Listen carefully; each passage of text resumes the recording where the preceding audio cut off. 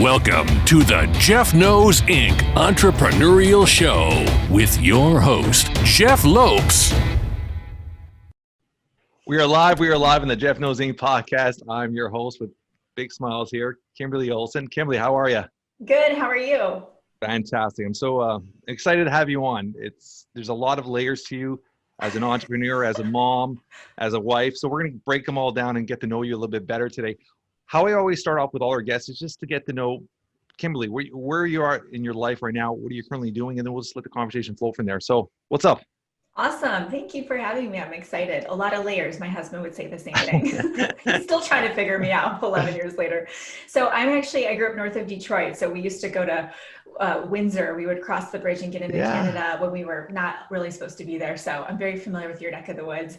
Awesome. And moved to Texas about a decade ago. I'm a outdoor sunshine person. So my husband is too. So we came down here as soon as we could and built a family here.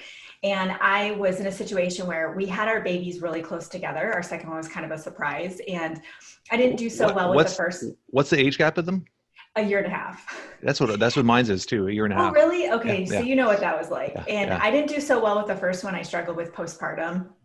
So when we found out about the second one, I was kind of having a hard time with it, coping, but had a great job. We just built our dream home, 2 new vehicles, the whole thing, right? The American dream. And when Elise was coming along, I was 8.5 months pregnant. I was let go from my 6-figure job and she was right around the corner. So it wasn't like I could go out and interview and do all that. So I do have a background in fitness and nutrition. So while I was unemployed for 5 months, I was running boot camps in my backyard with a baby strapped on my chest. Like I was writing curriculum for health clubs. Like I was just hustling, trying to make it work, and we couldn't do it. So we cashed in our 401k, put everything on credit cards, and I went into a pretty dark time. I've always, struggled with alcohol. It's been in my family on both sides of the chain for a long time. So it just kind of became my way to cope. And so I wasn't doing awesome, but I decided, you know what, we got to pay the bills. So I took a job locally. It was a 2.5-hour commute. And I was making about half of what I was making before. And I missed my baby's first steps. I would FaceTime into doctor's appointments because I was on commission. So I couldn't really, miss work. And I had a lot of mom guilt. So kind of that vicious cycle of using alcohol to cope and, take the edge off. But I ran into a friend and this girl was so persistent. This is why follow-up is key. If you're an entrepreneur, follow up. She was so persistent. She kept messaging me, girl, you should come do what I'm doing. I'm in network marketing. And I was like, oh, I do not want anything to do with that, right? Like, I don't want to be that person. And she kept following up. She's like, oh my gosh, like I've replaced my income. And then she had this new car. And so I ran into her at a girls event and she said, look, it's helping the children. And like, that did it for me. Like this product was like helping children with alopecia grow their hair back. And that was it. Like, I'm a helper. Like I want to save the world. And I was like, wait, this is helping people. So I tried the product, I fell in love. And so we were on the debt-free Dave Ramsey plan. Like there was no money to start a business. And so I said, I'm putting this on my secret credit card that my husband doesn't know about. Girl, you've got 30 days for me to make this money back. When that statement comes in, I better be able to pay it off or I'm out. So I was highly coachable. I was very hungry. I was very driven, got in, made my initial investment back. I made $1,000, $2,000 a month. And then I realized I was self-sabotaging. So what I would do is, have a hard day at work, get kiddos dinner, all that. And I would have a glass of wine with dinner, glass of wine during dinner, glass of wine after dinner. And I couldn't really like crush it. The only time I could work on my business was really early in the morning or really late at night. And I just kept self-sabotaging. So I enlisted professional help, found a friend or a friend referred this gal that was a therapist, life coach, Reiki healer, and hypnotherapist, like the whole thing. And I went into intense work with her and it was all remote, but I wanted to change my family tree, right? Like I was sick of us not being able to pay the bills. I was missing all the things and I was all in. So I did everything she said and it took about 6 weeks, but I reprogrammed my subconscious mind. So instead of waking up every day feeling guilt and shame and just all the things, I started waking up feeling confident and I could do this and I was a good person. And August 1st of 2017 was my first day of sobriety and haven't touched a drop of alcohol since. Congratulations. Thank you. And what happened is my life completely transformed because I was able to have that confidence that I could do it. Like everything's figure outable, right? Like, 100%. so yeah. And so I didn't have a social media account. So in the fall of 2017, everyone was saying, and you've learned this, everyone was saying, get online, do videos. So I had 250 friends on Facebook, no Instagram account. And I started going live every week. Like I was talking about waking up with lemon water and natural deodorant. Like I had no clue, but I kept coming back and showing up. And I started paying attention. People were like, will you help us lose weight? Let's set goals. And I was like, yes, my background's nutrition. I could do this.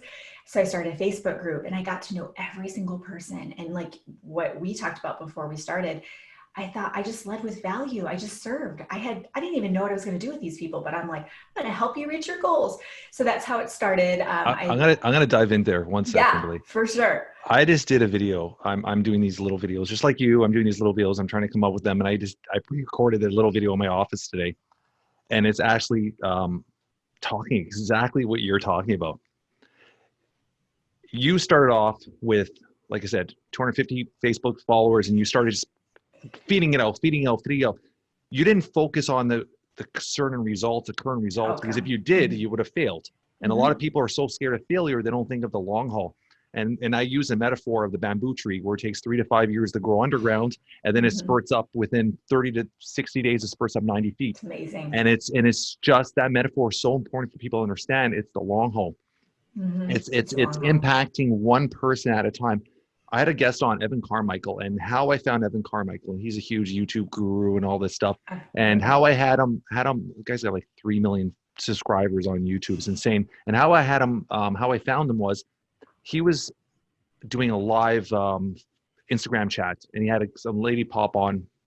She's like, and she was talking, she's like, Evan, you don't know who I am, but I watched one of your videos 3 years, it was like 6 years ago. She goes, and you impacted me so much that after I turned that video off, I changed my life. I was an alcoholic, and she changed her life, and she started focusing. She was on that video. She goes, I just wanted to come back and thank you.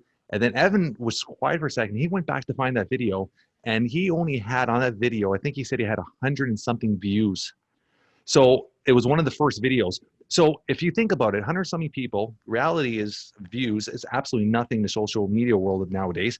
But if you impact one single person, you've done amazing. So the bare fact that you just kept going with it, you focus on the growth, not the end result, and then look where you are now. So I just want to congratulate you on that. Thank you. But you're so right. I'm talking about that all the time. And it's always, if you can let go of the outcome, because I still, to this day, I run a group coaching program, and we do Q&A on Tuesdays.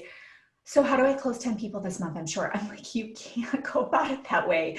You have to say, how can I impact 100 people? And then maybe one of those people will turn out to be a client or a customer. So the mindset shift. And I guess I was ignorant, didn't know. I am wired more that way of, giving, a very giving person. So maybe that's why. But when I was watching, YouTube videos, and I got into a coaching program, obviously, they kept saying, lead with value, create content, right? Content is queen, consistency is king. So if you can just focus on content and not trying to close people, that's what I did, because I didn't even have the skills to close people. So started doing videos every week, and more people are coming. So in 2018, I launched the Goal Digger Girl, because all the people following me were like, hey, you're so real. Like, you keep telling us you don't even know what you're doing, but you're telling us what's working for you. And we love that. Like, tell us more. So I monetized it. And since then I've grown, my reach is about 1 million per month. We're going to do 1.1 million this year. I was able to quit my job, that horrible job I had 2 years ago. I have a podcast. I have 4 books, 2 are best-selling. I'm a top recruiter in my company. I was recognized as #2 recruiter this year, which is really interesting because I don't cold message. I don't spam. I don't hound people. I literally looked at every person who's come onto my team. I mentored them in some way. I offered value. I watched their Facebook Live for them and gave them feedback if they asked. I sent them a YouTube training to watch our Facebook Live. And so it all circles back to exactly what you just said, but it's been really wonderful because I keep getting comments from people that, man, you're actually like helping people. And network marketing and direct sales has always gotten such a bad rap for the stuff that's being taught, and it's still being taught. So I'm a huge advocate of this time more than ever. We have got to stop treating people like that. We really want to look at people like, how can I get to know you? How can I help you? Let's collaborate. Let's build a relationship. Because like you said, that one viewer, that one person who digests your content could end up being someone that you do business with. They become a customer, they refer you, become my best friends I have met on social media. Do you not find with social media, especially I find with Instagram now, because a lot of the platforms are moving to Instagram now, it's everybody's chasing each other's tail. It's an Instagram marketer trying to sell to an Instagram marketer, trying to pass it to an Instagram marketer, and it's just this constant chase. And the problem is I would say 90% of these individuals that are selling these packages don't have the life experience. They haven't gone through hard work. They haven't built nothing.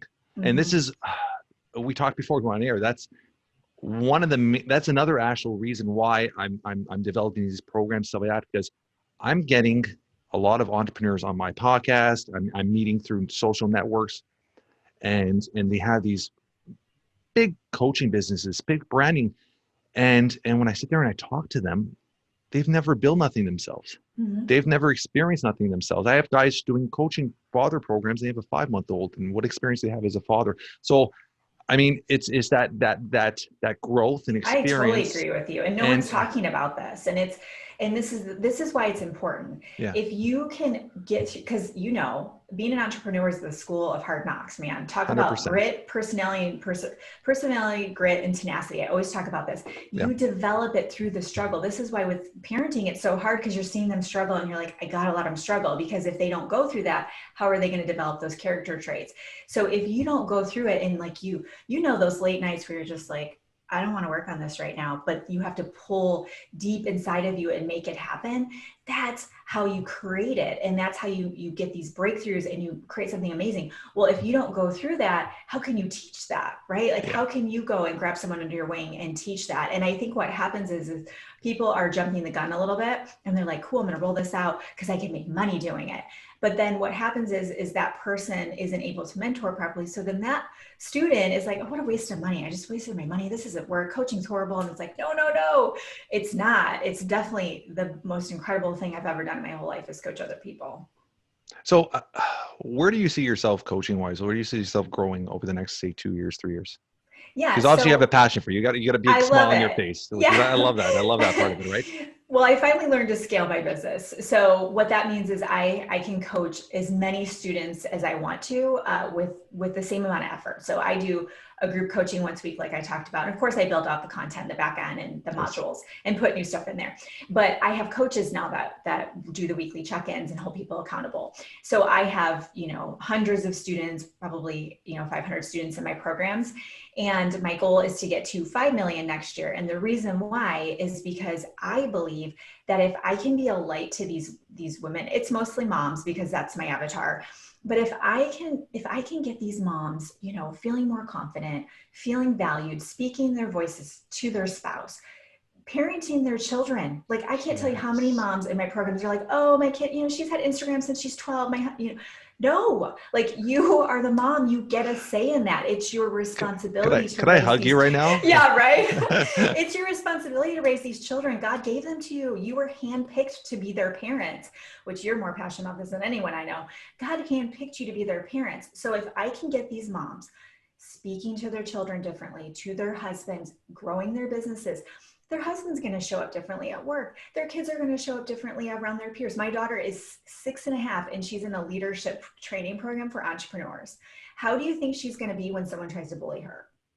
Still going to happen, but I'm giving that child a better chance to say, no, like, I know who I am and I'm going to stand up to you. So when I think about why the 5 million next year, I think about that. And I think about the ripple effect I have the ability to make. And it's not about me, building a brand for myself. I want to be a global brand. I think I need to be vocal about that so other women can go, that's okay. It's okay to want to be wealthy. Heck yeah, it's okay. It's awesome. I can take care of my family. I can give wherever I want to. I can impact these other women and have the energy to do it because I'm not exhausted, Yeah. And so that's what I want to do. Like, I just want us, honestly, don't you feel like now more than ever, especially everything happening globally, we have the best opportunity in the history 100%. of entrepreneurship to change the world. We really and you get, it really separates the strong from the weak when situations like this happen. Because like I said, I deal with entrepreneurs on a global scale as well. And in the last 7 months, when shit hit the fan, my main company, Camor, where we supply, we're complete wholesale. So we design, we manufacture, we sell to the gyms. We sell directly to the gyms. So we have 1,800 gyms right across North America we deal with. 90% of them all close their doors. So it was just like, boom, how am I going to change that? So I spent the time, okay, I got time now. I'm going to restructure our PO system, restructure our wholesale systems. So I spent some time doing that because our staff was laid off at this office. And then my other vacation rental business, they closed the Hills, STA, which is short-term accommodations, were all closed down. So we went 3 months without rentals there. So all these things happen at once. Most people would be like, oh my God, life. Absolutely. I started school again, which I never thought at 43. I started my podcast. Awesome. I upped my coaching business. And we had a 3.5-year plan to build a resort up in Muskoka, Canada. And we're going to be done this spring by May. So I literally sped it up. I literally sped it up almost 2 years. 2 years. So I literally just went overdrive on everything. And because of that, I love that. because of that, I'm sitting there now and like, I'm so far ahead now. I'm literally, I've sped up my career like 5 years in this like 7-8 month period because I just put my foot on the gas and let's go. You wouldn't have done that because you were in it.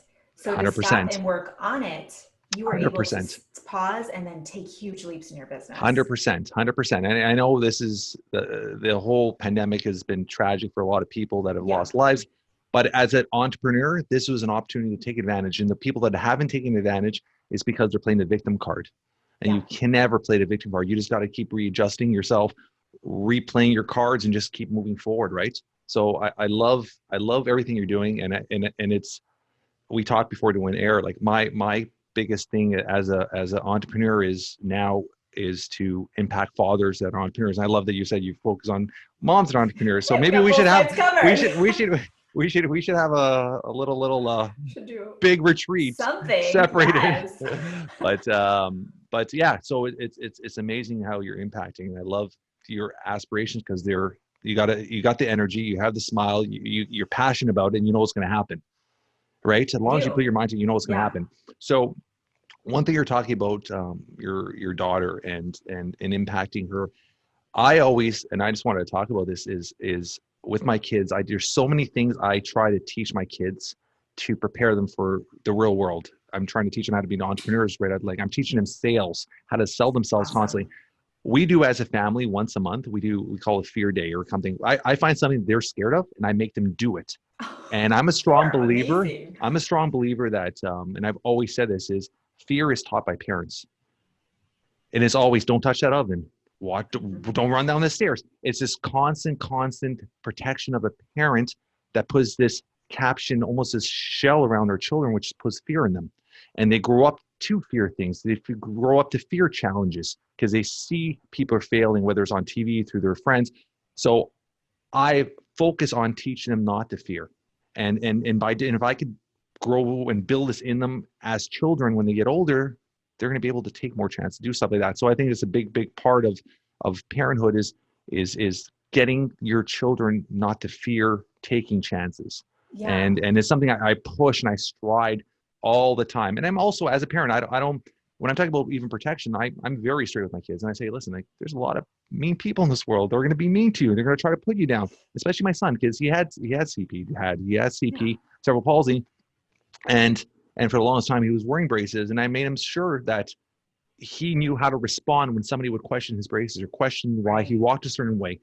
And that has always built his confidence. So I've always focused on just building their confidence. So they walk with their chest up and they're proud of who they are. And then at the same time too, they're fearless. They're not scared to walk into a room.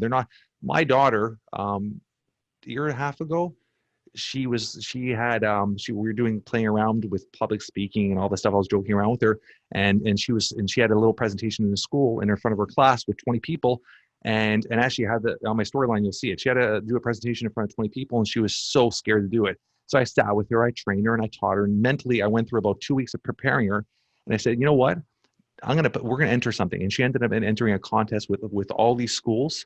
And it was 1,800 kids. And she finished 3rd place out of 1,800 kids doing public speaking, a speech. Oh, I have children. So, and it's just that drive. You can equate that to adults, because a lot of those listening, like I just did some Facebook Live training last month, and I can't tell you how many people are just like, I'm so afraid.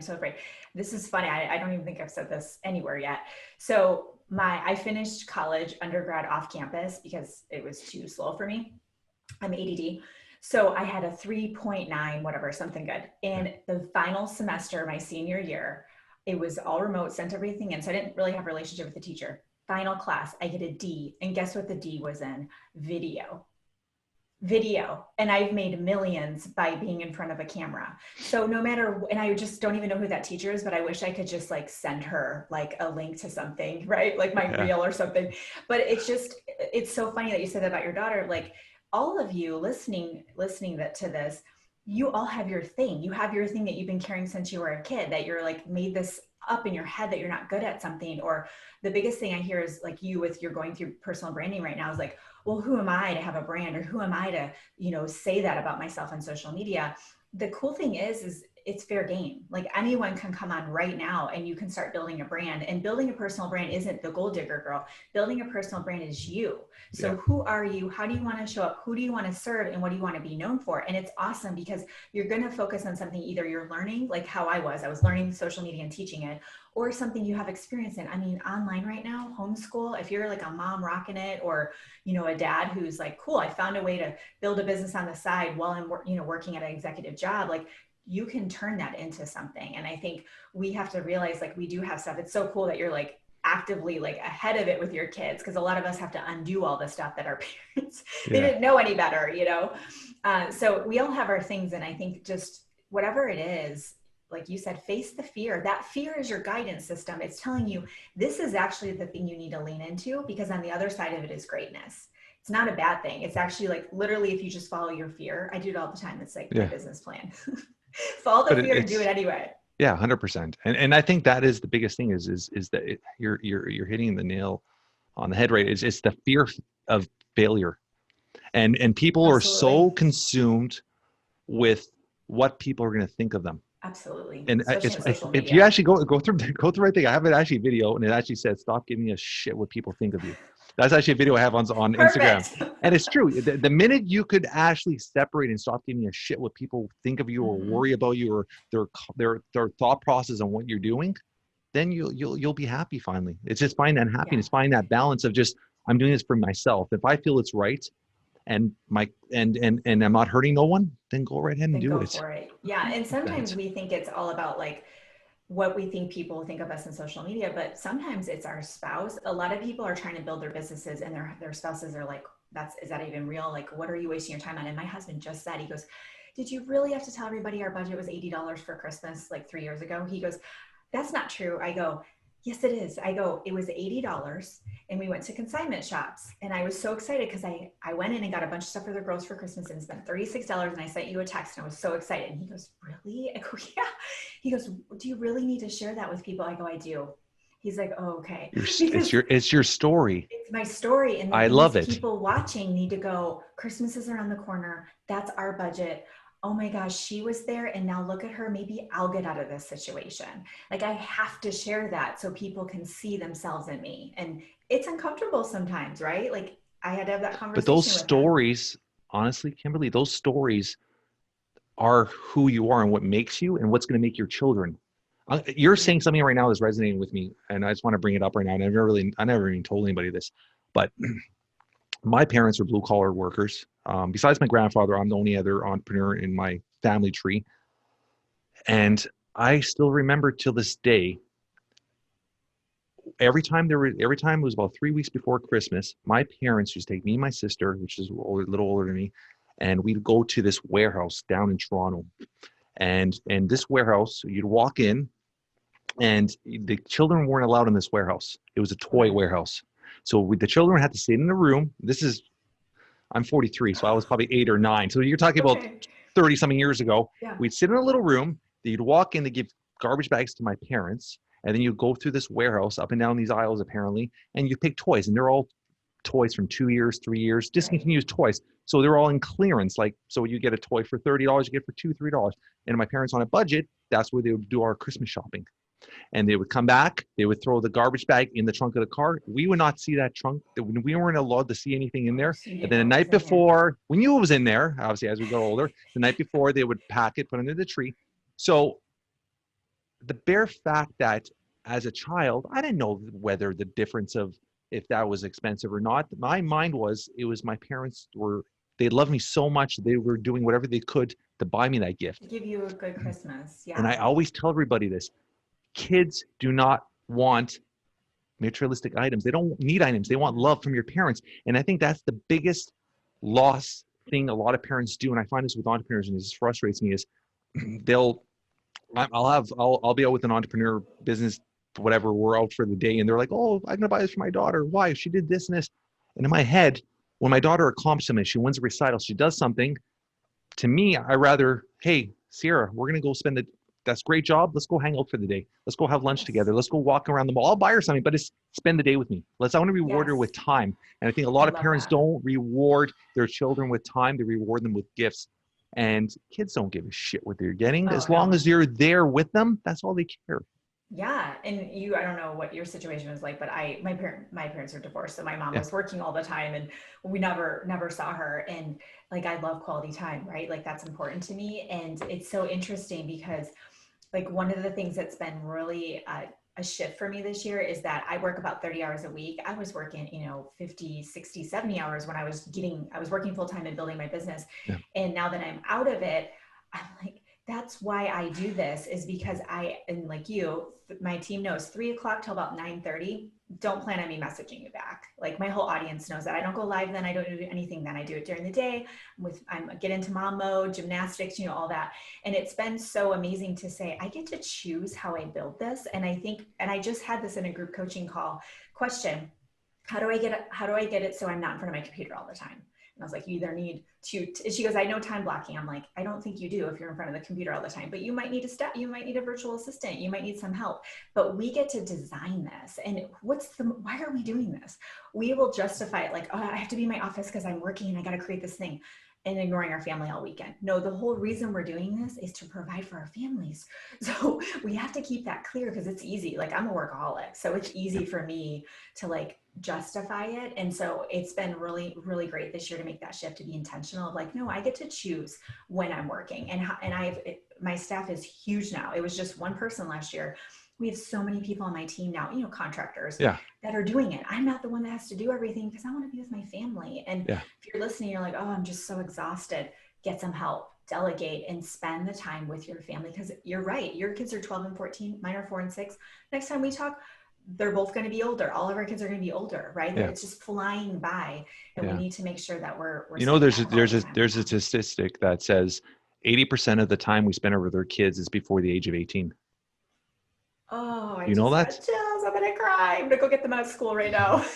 So it's so important to do that, and it's building the time. Like, it's funny that you're saying that about you had a single mom, and she worked a lot. Like, my dad worked for Ford Motors, so he would work 2 weeks day, 2 weeks night. Yeah, so 2 weeks day, 2 weeks night. So for 2 weeks a month, I want to see my father, and it's just a normal thing. My mom worked crazy hours, so at 7, 8 years old, I was walking home, grabbing a sandwich, grabbing my bike, and going to play ball hockey or go out with my friends. I get home at night. So that time, you didn't spend that quality time with your family. Right. My parents worked hard jobs. They weren't at most of my sporting events. They weren't. But one thing I remember so clearly, there's two things. At Ford back then, they used to be paid really, really well. Mm-hmm. And you would get time and a half for weekends, sometimes triple time for weekends. My dad never, as much as he needed the money, never worked a weekend. He was home every weekend. Oh, that's really good. And one thing I remember, and this is one thing I do with my kids too now, is every summer he would block his vacation through the summer. He would take 2 weeks for Christmas. He had 6 weeks vacation, 2 weeks for Christmas, and 4 weeks in the summer. And those 4 weeks he'd block off, and we'd jump in the car and go on a road trip and go to Cape Cod. And we did that for years and years and years, and spend rent a little beach. That's all I remember. The road trips, I try to insist in parents and dads, and I'm trying to teach this, is road trips are probably the most special thing you could do. Mm-hmm. They could be the most, when you're doing it, it's the shittiest time sometimes. We go to a place that's 12 hours away. I did 24 last year. I did 24 hours. I did 24 hours back from Myrtle Beach. My son threw up twice in the car. We almost hit deer twice. It was the most crazy ride ever. We sit there and we talk about it all the time, laughing our heads off as a family. It's these memories of being together, singing in the car, arguing in the car. It's just that family bond. So I'm a strong believer. I try to do 2 road trips a year, and I'm a strong believer in road trips, because there's nothing like sitting in the car for 12 or 14 hours with your family, because you get to know them better than anything. So I love that part, is road trip. And I got that from my parents, right? So cool. And it's those are the things that kids remember, right? They remember those memories. 100%. I think, and again, what's your why? Why are you doing this? Most of the people I talk to, it's their kids, or some of them will say they want to retire because, again, moms want to retire their spouse, right? Their husband's working so hard and they want to retire. And why? Because they want to be with them. They want time freedom. So we have to be intentional. That's why I'm a huge advocate of mastering your calendar. Is you are in control. And it's just like you said about not being a victim. I think there's a lot of that right now. People are feeling like victims, and I get it. But is that really helping you or serving you? Probably no, at all. So let's shift to, I'm in the driver's seat. I'm going to co-create the life that I want. Like, let's do this. Let's talk about your calendar. So you said that's a huge part of who you are with the calendar. So how do you imply that with your clients? So one of my books that's the best selling, it was #1 on Amazon. It's called Why Balance is BS. Okay. And so we have the solution that there's balance, right? And there isn't. I mean, there's seasons for things. I had a girlfriend who was like, and I said something with her son in college. And I said, she's like, I'm letting my business slack. I go, no, you're not. You are in a season of crisis where you're mom. Your #1 job is mom, and you need to be there for your son. He needs you right now. How are you putting this guilt on yourself? So we have this constant like tug and pull and all the things, but I teach people to prioritize what's important to them. I mean, they want to work out, right? They want to meal prep. They want to meditate. They want to do all these things, right? But they're not putting it on their schedule. So they're letting their day run them. And, even with everyone being home, all my people got less productive because it was unstructured time. They were like, whoa, like, I don't know what to do with all this. So when you actually time block, and all that means is saying, okay, for this hour, I'm going to plan out all my social media content for the week, right? I'm going to get it all scheduled. So I produce like 30 some videos per month. How am I able to do that while working very limited hours? Because I time block it and I plan it all out ahead of time. So get it planned ahead. Don't let your day run. You should know what you're doing every single day before it starts. Don't you agree? I swear to God, we're like twins.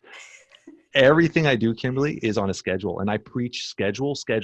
My weeks are planned. My months are planned almost. So everything I get a blank calendar, and I like handwriting stuff. I know I use my phone, but I love, I got my, I literally, okay, I'll go through that in a second, but I literally set my schedule. My first priority is my kids, their schedule, my family schedule. So I put it on my schedule, and that's my times for family. And then I put my work schedule, and then whatever block empty times. So if I have an hour block here, an hour block there, empty times, that's not wasted time. That's not just sit around do nothing time. That is now, okay, you know what? I haven't reached out to these business people in 6 months. Let me just do a phone call.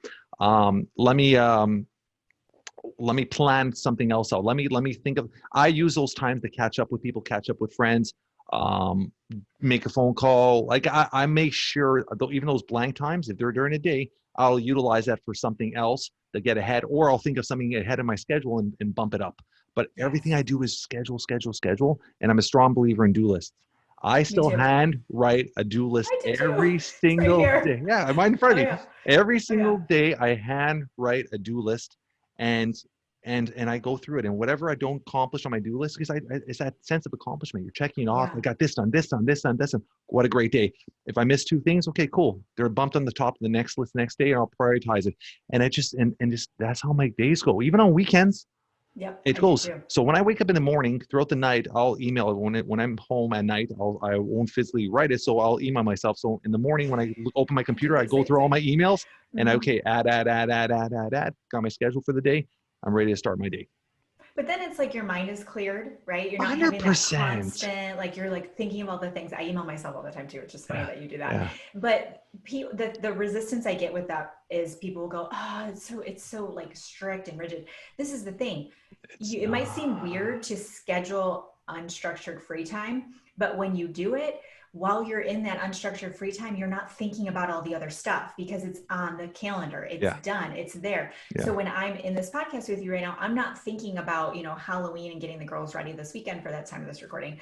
I'm thinking about you in this conversation. So if you can start to shift into this mode of like, it's actually going to allow you more freedom. And this is the thing, I can sleep really good at night because I know I gave 110%, whether it was with my kiddos all day for the weekend, or it was like yesterday was a huge content creation day. I slept good last night knowing I rocked it, man. I gave it my best. And so instead of always feeling behind the 8 ball and scattered, and you have all these things you want to get to, Why not plan them out? I have 2021 planned out. What does that do for me? It allows me to point and shoot, right? Okay, you do this, you do that, you know, all the people who's helping me make this happen. And I'm going to be able to make to be more confident. And it goes right back to confidence. It always is. How confident are you about the way you're going about your day, running your business, as you're showing up as a mom or a dad? Like, how confident are you? And when you have that confidence, you get momentum, you get excitement, you create this like synergy, and then it's just, you're on fire. Yeah, 100%. It's so, yeah, it's just, it's being able to not stress out. I mean, there's always things that are going to pop up in your schedule. That's just common, right? Example, us today, we're supposed to be an hour. It's funny because I had an empty block. I'm like, okay, I just switched it around.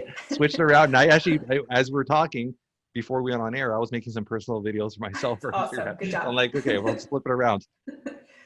When did you start writing your first book? I was, it was 2012, and I was doing a lot of public speaking. So I used to go across North America speaking. I was on TV hundreds of times, and everyone kept saying, what do you eat? What do you eat? And I was like, I just eat real food. Like, I don't count calories. I don't diet. And so I wrote a book about, you know, basic stuff, because I was shocked. Like, they're like, is it okay to eat a banana? Like, people have no clue. So I just wrote a book on like eating and all that, put some recipes in it. And that was my first book. That's awesome. I hope it doesn't cut off. Are you still there? Yeah. No, my battery on the camera is showing low. You see that? It's yelling at you. Oh, okay. Well, if it does cut off, I'll switch the cameras and I'll edit this out. But yeah, that's awesome. So, mommy life. With the balance, do you have any advice you could give to other moms out there of how, like you said, it's obviously scheduling, but what other stuff that you could figure out balance-wise to help moms? So a lot of times there's like, my kids are home, I can't go live. I'm like, Elise, so we talked about Addison's my leader. She's already like has a conference planned out. She's like, Mommy, you're going to play the drums and there's going to be a cheetah. I'm like, okay, sounds good, honey. But my 4-year-old is a strong-willed blessing. So while I was live, I do a live show every Monday on Facebook. My 4-year-old was home and she said, Mommy, I have to go poop. While I'm live, I'm like, you guys hold on. And I run around the corner, help her out, come back. I'm still talking. I'm like, okay, just rolling with it. Mom, I'm done. Hold on, you guys, run out, come back. They loved it. They were messaging me, oh my gosh, seeing you in action, you're real. I'm like, yeah, like this is what we do, right?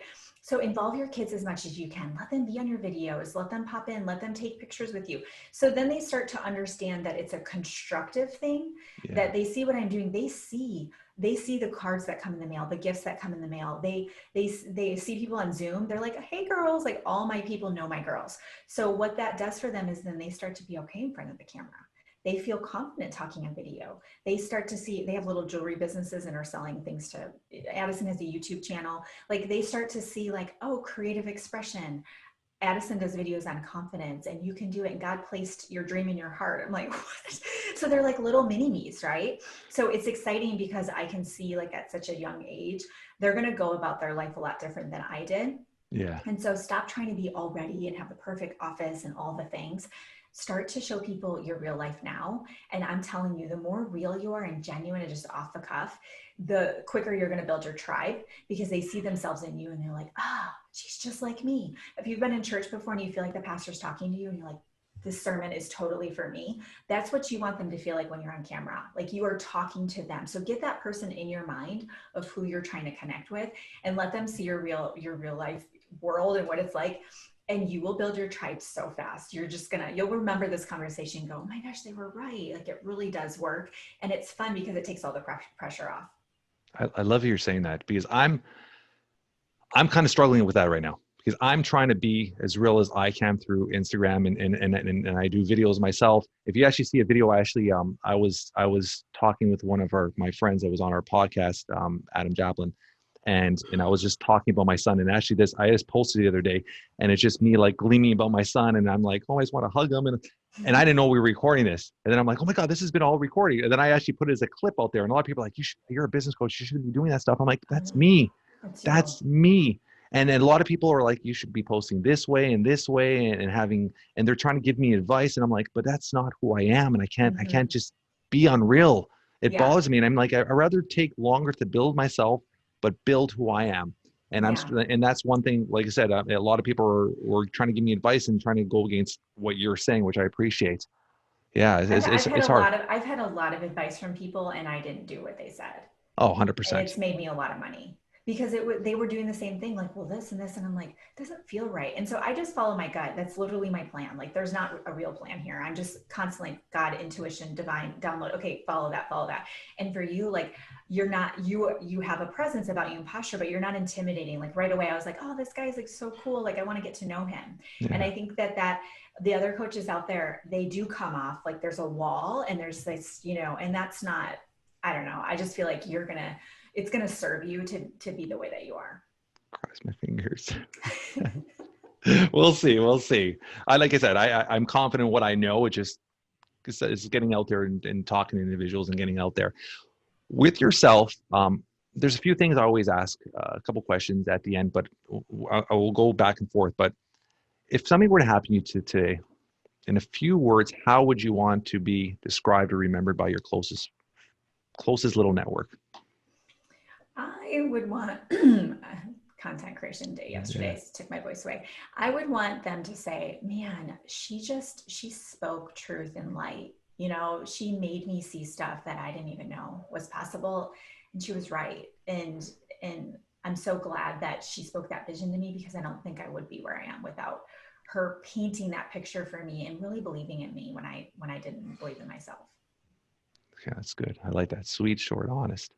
Superpower. If you had one superpower, what would it be? A superpower going along with it, the same thing. My superpower would be allowing people to see how great they are, because they I think you're doing that now, aren't you? It's my mission every single day. I have the spiritual gift of encouragement. Yeah. So that's like my thing. If you weren't doing what you're doing now, what other field would it always be in? The fitness and health field? Do you think you'd always be in? Yeah. So I have PhDs in natural health and holistic nutrition because I was really sick, and my brother was in and out of the hospital and different things. And I definitely would be in the healing space. So I've always just kind of had that about me. Like the medicine woman, if you ever said, well, we're similar in age, I'm 40. So you remember that show, The Medicine Woman? Yeah. I just love that she had her satchel and she'd whip out cool things to heal people. Like, I just love that there's these elements that are already here that we can tap into. We don't need to, search for medications and all the things. I love that there's just so much stuff that God's already given us. Yeah, I love that part of it. With your marriage, is your husband part of the business? Does he help out? Does he have his own venture, his own business? He'll help me. No, he works for the state. We live in Texas and he loves his job and he's really good at it. But if I need help behind the scenes, he'll help me with things. And he's always asking, but I said, my gift is I want you to go live with me one day. And he's like, I'll do anything else you want, but I'm not doing that. So that's my big ultimate goal. I'm going to manifest it. It's happening. He's gonna go live with me. It's funny that we're very similar. I've been married for 17 years, a little bit longer than you, and my wife is very independent, and I appreciate that so much. She's very independent. She has her own job. She has her own career, and it works for us. I mean, we've been married for 17 years, Kimberly, and we don't even have a bank account together. She has making it work. She has her bills. I have my bills. I love it. And it's balanced, and we never argue about money. We never argue about nothing. We have a very good relation. And 17 years later, we still laugh, which is probably the most important thing. We can still sit there and laugh together, which is, I see that in a lot of, and especially with entrepreneurs, the main thing, it's such a high divorce rate because they're so driven, and their purpose, their baby, their vision becomes their business, and everything else becomes second. So being able to find that balance like you're doing, and what I'm trying to do as well, trying to find that balance and keep a healthy marriage and keep your time with your kids is amazing. So I applaud you for that, right? So you're doing amazing with that. So with everything else that is going on business-wise and all that, how many employees do you currently have, or how many people are you networking out? How big is it grown right now? Yeah, so I have 3 full-time people that work for me and 4 part-timers. And then I have 4 coaches in my program. And we had one girl last year in she's my operations director, but she started off, she was my grocery shopper. You know how you can hire people? And she's like, I can't do it anymore. I'm moving. And I said, I actually need an assistant online, and 5 hours a week. Would you be open to starting that? She's like, I've always wanted to do that. Cause she had been an entrepreneur, a painting business for 20 years. And that's how she started. She's going to be, making 6 figures this year. She's going to be, when we restructure next year, she'll be the president of the company. That's amazing. That's 5 crazy. hours a week, my grocery shopping girl. Yeah. Yeah, that's amazing. And you're She's obviously built this with me. She's totally built the whole business. Did you obviously with your mentoring? So your 4 coaches, did they come through your program? Yeah, all of them. And every single person that works for me, I found internally were a student, a gold digger, a follower. I know everybody that, I brought on board. I haven't had to hire a blind or anything like that. That's amazing. Have you had any mentors for yourself that have helped you, guide you? Yeah, for sure. I actually was able to co-teach a course last year with John Maxwell. So they picked some ambassadors in the network marketing space because he's building his legacy now. He's in his 70s. And I went through all of his trainings and all of that. And it's really helped me. There was actually some stuff was being said about Rachel Hollis recently. People were being really, really negative about her. And I thought to myself, because, you make a decision, are you going to get in that or you're not? And I thought to myself, what would John Maxwell do? Like, I always go to that because he's just a legend. He's written a book a year for 50 years. He's the #1 person on leadership, just an amazing person. And I thought, I'm always gonna rise up. Like, I'm always gonna go, how can I be the light, right? I'm not gonna get into that kind of stuff. I think he's made a huge impact on me, and my goal is to write a book a year. So You are, huh?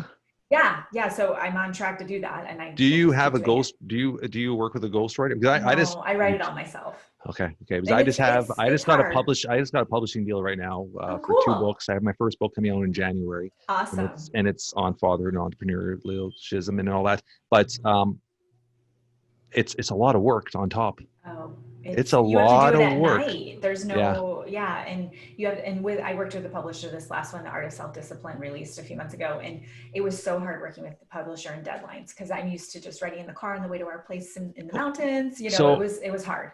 So it's a lot of back and forth. Whew. And then they're like, your tone, and I'm like, my tone. This is me.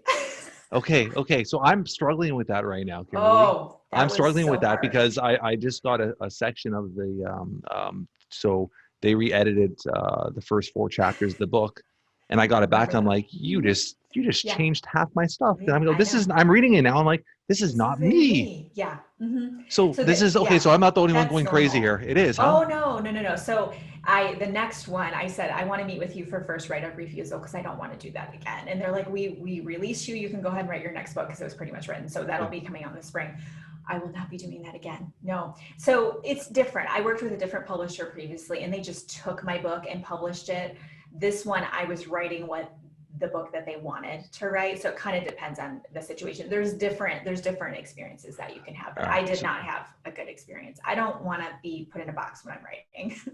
Yeah, I'm finding that right now. It's just it's that that expression, because I'm trying to tell the first book I wanted to be more of a lesson book, teaching and whatnot, and then the second book I wanted more of the story of my son and our journey and stuff together. So yeah, so the first one we're just going through stage 1 still, and it's back and forth and back and forth and back and forth. I've self-published on Amazon several times, and I'll keep doing that because once you have your audience built, which you have, and your podcast is doing phenomenal as well. Yeah. Once you have your audience built, that's how we got 2 of them to come to hit #1 on Amazon's new release list. 2 of them I did back to back. It was because of my audience. I had it all ready to go. I was like, guys, this is when it's going. With the reviews and then buying it is how it hit that number. So I'll just self-publish. Some people do, but you don't make a ton of money with books. It's just the book in the hand, and that's all it is. Yeah. So if you can do it yourself, and you're obviously in a contract now, but I loved self-publishing. I've been really happy with Amazon. Interesting. Yeah. Interesting. Even going forward, just to look at the future. Yeah, you said my first book is more just, be honest, it might even most likely be a giveaway to build the business. Yes. And why not, right? Just the branding yourself. It's huge though. Yeah. Yeah. I appreciate that.